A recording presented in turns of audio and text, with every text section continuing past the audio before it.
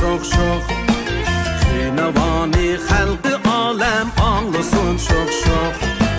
Hemme adem üzeni hoş eylesin şok şok. Çitri bahar attı bidet parlasın şok şok. Hemme adem üzeni hoş eylesin şok şok. Çitri bahar attı bidet parlasın şok şok. Bugün ayem öylerge mihman kindidu. Mihman kelse ametli ülke xandan kindidu. Dastıxanga nazın nimet kendan kindidu. Ayem bilen küngüller şad yayrısın şok şok. Yanrısın şok şok. Yayrısın şok şok. Ehli ayem kürüp kürüp anmasın şok şok.